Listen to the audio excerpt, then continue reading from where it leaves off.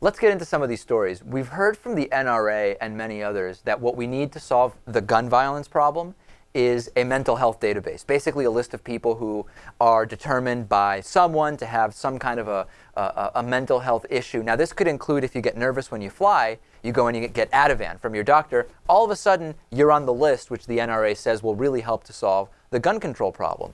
The problem with this is the Wall Street Journal looked into this, and Salon has an awesome write-up about this, that 75% of states already are ignoring the mental illness checks for gun buyers. In other words, we already know this doesn't work for a bunch of different reasons. Not only, putting aside for a second, Monty, the potential HIPAA issues with this, and putting aside the fact that, does it really make sense to have more documentation about people who get Ativan for flying than people who buy ammunition from their neighbor? Right? Let's put that aside for a second, the ridiculousness of that. Federal law prohibits sales of guns to anyone who's been declared mentally unfit by a court.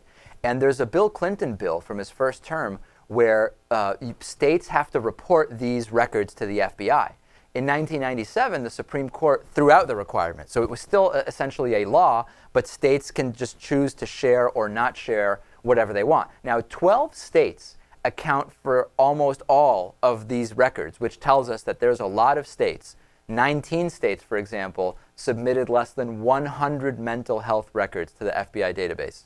Is this just lackadaisical reporting, or is this an axe to grind against this database? It's hard to say. I mean, this investigation found that 19 of the states received a waiver from the Justice Department to allow some people with court-documented mental illness the ability to buy guns anyway. So basically, it's a combination of things. We already have a law about this mental illness gun buying thing, which the Supreme Court basically said don't worry about.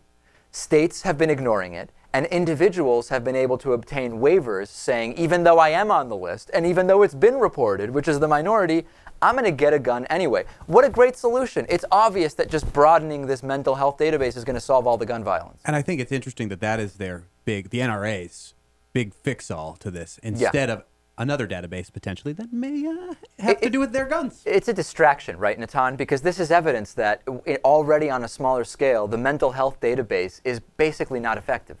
Right, and I would add a couple more points. Number one, what happened on the Sandy Hook shooting is something totally different, which is someone who may have been mentally ill took someone who isn't mentally ill's guns. Well, even that's questionable. Nancy Lanza, she was a apocalypse person. Which brings me to point number two, which is that you can't really depend on having each person who may be questionable in terms of owning a gun be declared unfit by a court. That's just not possible to do. So this doesn't make any sense. And not to mention that this doesn't take into account illegal guns. So no question about it. And really the other issue is when we talk, what is the argument for having more extensive documentation of interactions with mental health professionals than just saying, well, we need full documentation on every gun and all ammunition sold? How can you justify having one and not the other? It doesn't make sense to me. Yeah, it's passing the buck to some other problem that is a legitimate problem, I think, in this country, access to mental health care and mental health and keeping track of those people, making sure they're getting the